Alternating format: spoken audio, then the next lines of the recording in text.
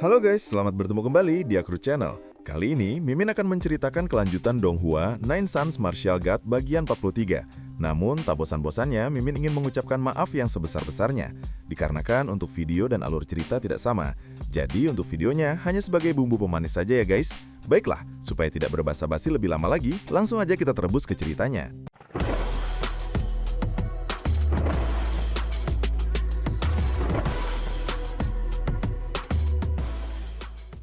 Pada episode sebelumnya, diceritakan setelah menembus alam surgawi, Ye Yunfi memurnikan pil tingkat 7 dengan sempurna, membuat seorang alkemis senior terpaku tak percaya. 20 pil lahir dalam 1 jam. Tanpa ragu, Ye Yunfi menuju kediaman keluarga Li. Di sana, ia datang sendirian, membantai para penjaga, merobohkan gerbang, dan menantang seluruh klan.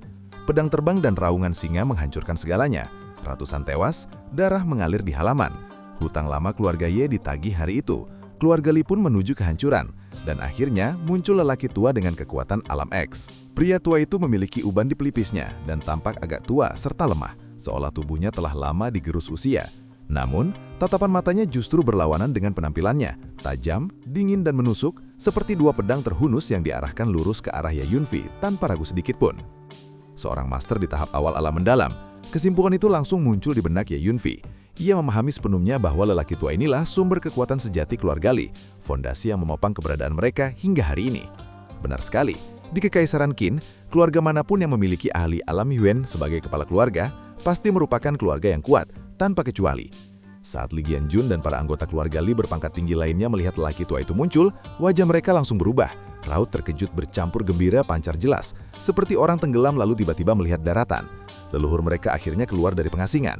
Namun, suasana haru itu hanya berlangsung sekejap. Leluhur tua itu mendengus dingin. Dengusan itu terdengar rendah, berat dan penuh ketidakpuasan, seolah udara di sekitarnya ikut membeku. Dalam nada keras, ia menyatakan bahwa jika dirinya tidak segera keluar dari tempat itu, keluarga Li akan benar-benar tamat, bukan hampir, melainkan pasti. Li Qianjun yang jelas-jelas masih dipenuhi kepercayaan diri, menyatakan keyakinannya bahwa keluarga Li sebenarnya mampu membunuh bajingan kecil itu tanpa campur tangan leluhur mereka. Menurutnya, meskipun kekuatan tempur Ye Yunfi sangat menakutkan, keluarga Li memiliki lebih dari 30 ahli di alam surgawi. Jika mereka semua menyerang bersama, membunuh Ye Yunfi harusnya bukan perkara mudah. Namun keyakinan itu langsung dipatahkan. Leluhur tua itu menggelengkan kepala pelan, seolah baru saja mendengar lelucon yang tidak lucu. Ia menyatakan bahwa Li Qianjun terlalu melebih-lebihkan kemampuan dirinya sendiri. Bahkan seseorang dengan kekuatan alam surgawi tingkat menengah bisa hancur hanya dengan satu pukulan. Sekalipun jumlah mereka lebih banyak, tetap saja tidak akan mampu menandingi Ye Yunfei.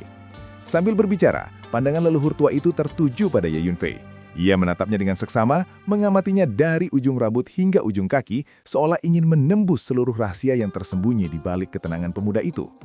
Wajah Li Qianjun seketika memucat setelah mendengar penilaian tersebut. Di sisi lain, Ye Yunfei justru tersenyum tipis, senyum yang tenang namun menyimpan ejekan halus. Ia merasa agak terhibur karena orang tua bangka di depannya ternyata masih memiliki kesadaran diri. Leluhur tua itu kemudian berbicara dengan nada berat. Ia menyebutkan bahwa Ye Yunfei telah membunuh begitu banyak orang dari keluarga Li mereka. Sekalipun kebencian itu sedalam apapun, menurutnya semuanya seharusnya diakhiri di sini dan sekarang. Ia menawarkan jalan keluar. Jika Ye Yunfei pergi saat ini juga, maka permusuhan antara dirinya dan keluarga Li akan berakhir. Leluhur tua itu hidup lebih dari 150 tahun, pengalaman hidupnya tak terhitung, dan kebijaksanaannya terbentuk oleh darah serta waktu. Namun justru karena itulah, ia merasa semakin tidak mampu memahami Ye Yunfei. Pemuda ini terlalu tenang. Menghadapi seorang master alam mendalam, Ye Yunfei sama sekali tidak menunjukkan tanda-tanda panik. Tidak ada kegelisahan, tidak ada ketegangan, ia berdiri santai, terkendali, seolah orang di depannya hanyalah angin lalu. Semakin tenang Ye Yunfei terlihat, semakin besar pula kecurigaan dan keraguan di hati leluhur tua itu. Itulah sebabnya, jauh di lubuk hatinya, ia sebenarnya tidak ingin berkelahi. Namun, ketenangan itu langsung pecah. Li Qianjun dan para anggota keluarga Li berpangkat tinggi lainnya mendadak berubah drastis ekspresinya. Mereka tidak dapat menerima keputusan untuk berdamai. Bajingan kecil itu telah membunuh begitu banyak anggota keluarga Li. Bagaimana mungkin dibiarkan pergi begitu saja? Ye Yunfei tetap tersenyum tipis. Dengan nada santai namun penuh niat membunuh, ia menyatakan bahwa dirinya memang selalu berpikiran sempit dan pendendam.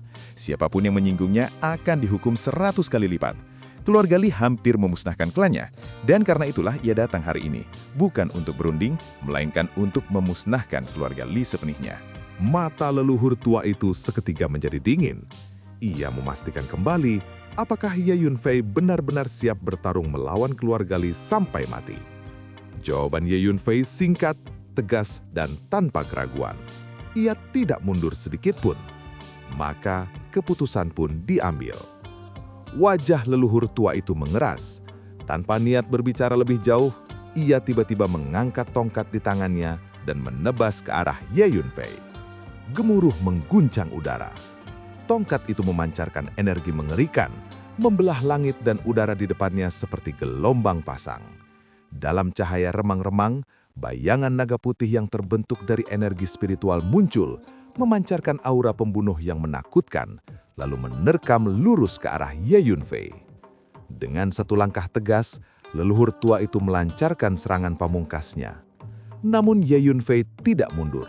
Menghadapi serangan yang mampu mengguncang bumi dan membelah gunung, gerakannya tetap sederhana.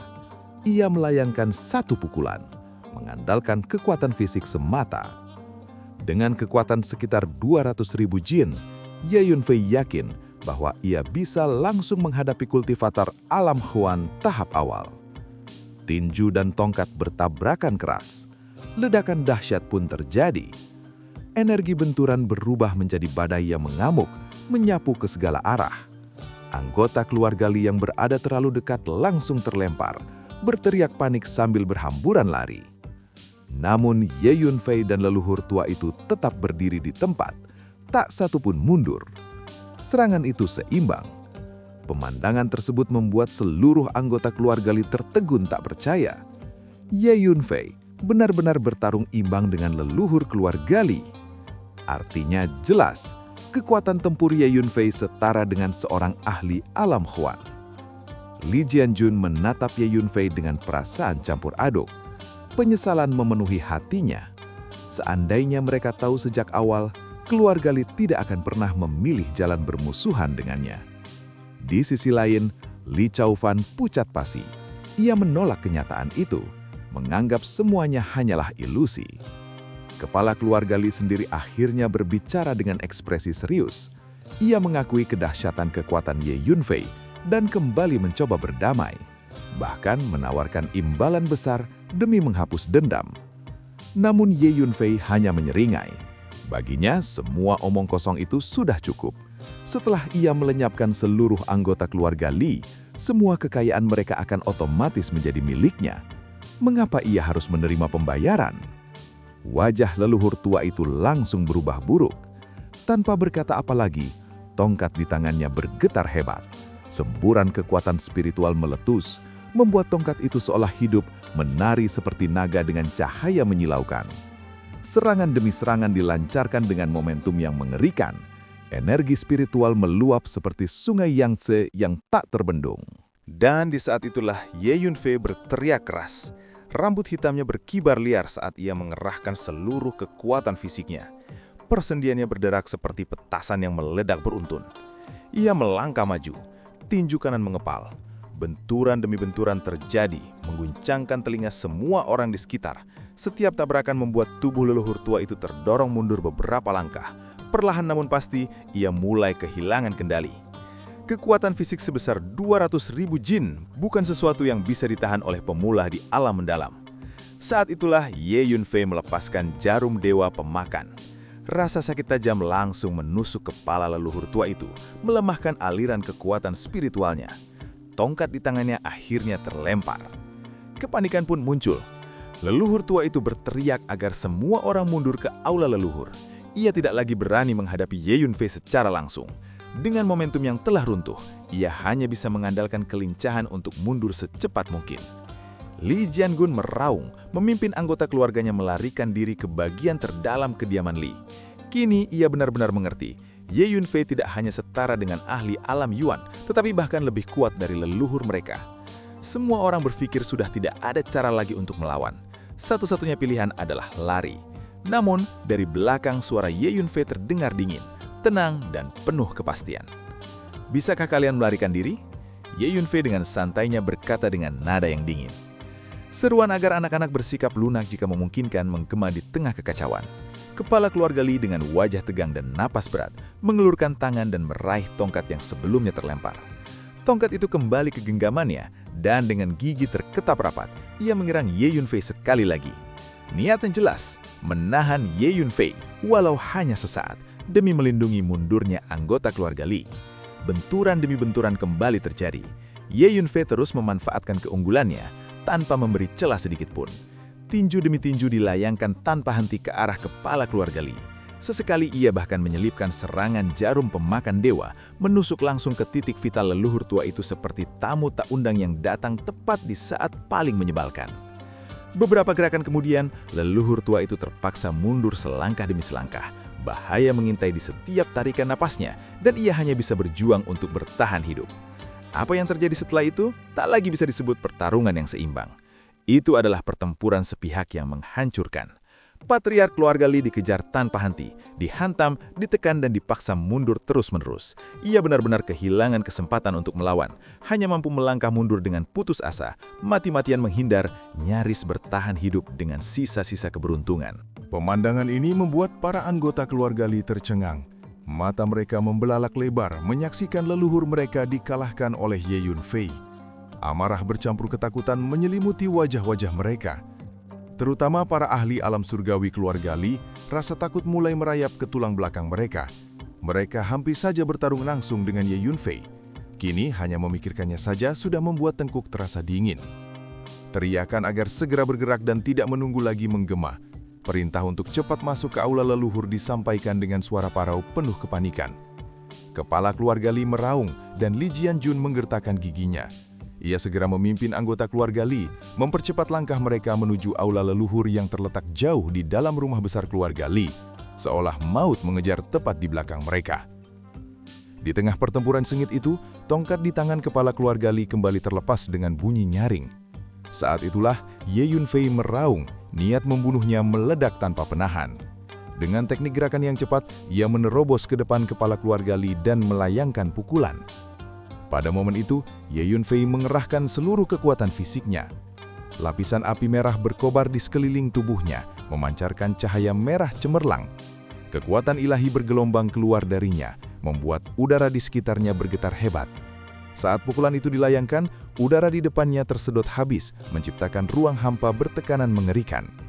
Dengan raungan terakhir yang penuh tekad, kepala keluarga Li membalas dengan serangan telapak tangan, bertabrakan langsung dengan tinju Ye Yunfei. Benturan itu menghasilkan suara ledakan yang mengguncang langit. Tak mampu menahan kekuatan eksplosif dari pukulan Ye Yunfei, kepala keluarga Li terlempar jauh seperti bola meriam yang ditembakkan tanpa ampun. Saat tubuhnya melayang di udara, ia terus memuntahkan darah. Wajahnya pucat pasi, nyaris kehilangan warna kehidupan. Akhirnya tubuhnya jatuh beberapa ratus meter kejauhan, menghantam tanah dengan keras. Sebuah kawah besar terbentuk seketika. Mulur dan bebatuan berterbangan ke segala arah, debu mengepul tinggi ke langit. Kepala keluarga Li terlentang di dasar kawah, berlumuran danah. Tidak sejengkal pun dagingnya terlihat utuh. Tubuhnya kejang-kejang hebat, membuat siapapun sulit memastikan apakah ia masih hidup atau sudah mati. Ye Yunfei bergerak cepat, tiba di sisi kawah. Tatapan dinginnya menyapu tubuh kepala keluarga Li tanpa sedikit pun emosi. Berdasarkan persepsi kekuatan jiwanya, Ye Yunfei tahu bahwa tulang-tulang lelaki itu telah hancur dan seluruh meridiannya robek. Ia tidak lagi memiliki kekuatan untuk bertarung. Tanpa membuang waktu, Ye Yunfei segera bergerak cepat, bergegas menuju bagian terdalam kediaman keluarga Li. Di sanalah berdiri sebuah kuil besar. Itu adalah aula leluhur keluarga Li. Saat itu, seluruh anggota keluarga Li telah bersembunyi di dalam aula leluhur seperti sekelompok burung yang bersembunyi dari badai. Li Jianjun berdiri di dalam, memandang keluar dengan wajah tegang, berharap dalam hati agar leluhur mereka baik-baik saja. Seorang anggota berpangkat tinggi keluarga Li mencoba menenangkan, menyatakan bahwa meskipun Ye Yunfei sangat kuat, leluhur mereka adalah ahli alam Huan dan tidak akan mudah mengalami masalah. Namun kata-kata itu bahkan belum sepenuhnya meresap. Sesosok bayangan muncul di luar aula leluhur. Itu adalah Ye Yunfei. Dengan senyum tipis yang dingin, ia menatap ke arah Li Jianjun, seolah bertanya apakah bersembunyi di kuil ini benar-benar membuat mereka aman. Li Jianjun langsung meraung panik, memerintahkan agar formasi pertahanan segera diaktifkan. Aula leluhur keluarga Lee memang dilengkapi dengan formasi pertahanan, warisan yang ditinggalkan oleh leluhur keluarga Lee. Dalam keadaan darurat, tempat ini berfungsi sebagai benteng terakhir. Cahaya menyilaukan langsung muncul di ruang sekitar aula leluhur. Cahaya-cahaya itu saling berjalin, membentuk susunan yang kompleks dan kokoh. Formasi itu sepenuhnya menyelimuti aula leluhur, memberikan pertahanan yang sangat ketat. Begitu formasi diaktifkan, Lee Jianjun dan para anggota berpangkat tinggi lainnya tampak menghela nafas lega, seolah baru saja lolos dari jerat maut. Namun, ingatan tentang leluhur mereka kembali menghantui. Dengan mata merah penuh kebencian, Lee Jianjun menuntut jawaban tentang keberadaan leluhur mereka. Ye Yunfei hanya tersenyum tipis dan menyatakan bahwa leluhur itu telah ia lumpuhkan. Kebencian di mata Lee Jianjun semakin membara. Meski hatinya telah mengetahui jawabannya, ia tetap menolak menerima kenyataan. Beberapa anggota keluarga Lee bahkan bersikeras bahwa leluhur mereka diberkati dengan keberuntungan besar dan mustahil mengalami sesuatu yang buruk. Di luar, Ye Yunfei mengamati formasi itu dengan penuh minat. Ia mengakui bahwa ia tidak menyangka akan ada formasi di sini.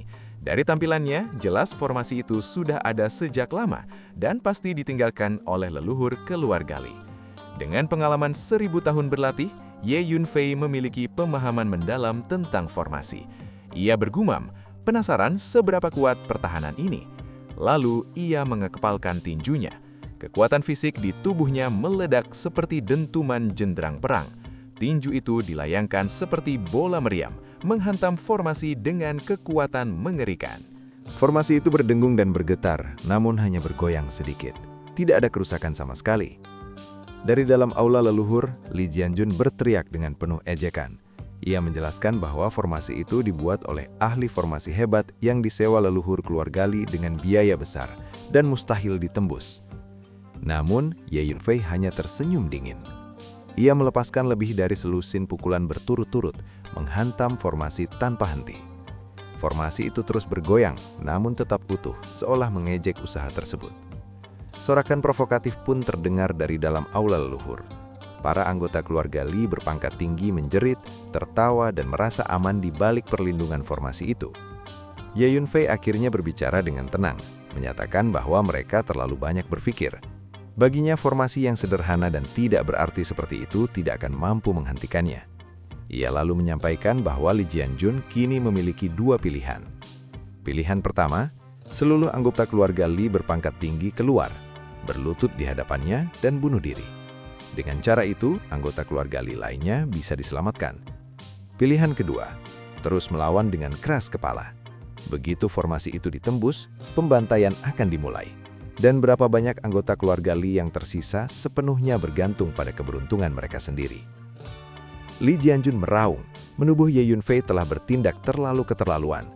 Namun Ye Yunfei hanya mencibir, mengakui bahwa ia memang terlalu sombong, lalu bertanya balik, apa yang bisa Lee Jianjun lakukan terhadapnya. Lee Jianjun pun membalas dengan ancaman terakhir. Ia mengungkapkan bahwa ia telah mengirim pesan ke keluarga kerajaan. Tak lama lagi, kaisar, para pejabat sipil dan militer, serta pasukan dari ibu kota akan datang menyelamatkannya. Sebagai pejabat tinggi istana kekaisaran, menyentuhnya berarti menghadapi konsekuensi yang sangat berat. Ancaman itu menggantung di udara. Namun tatapan Ye Yunfei tetap tenang, seolah badai besar apapun yang akan datang hanyalah angin sepoi-sepoi baginya. Dan adegan ini pun mengakhiri pertemuan kita kali ini. Terima kasih kepada semua yang telah menyimak dari awal sampai akhir video ini. Dan juga Mimin ingin mengucapkan terima kasih yang sebesar-besarnya kepada semua yang sudah subscribe Akur Channel. Semoga semuanya dimudahkan rezekinya dan dilancarkan segala urusannya. Juga disehatkan selalu setiap saat dan terhindar dari segala penyakit. Amin.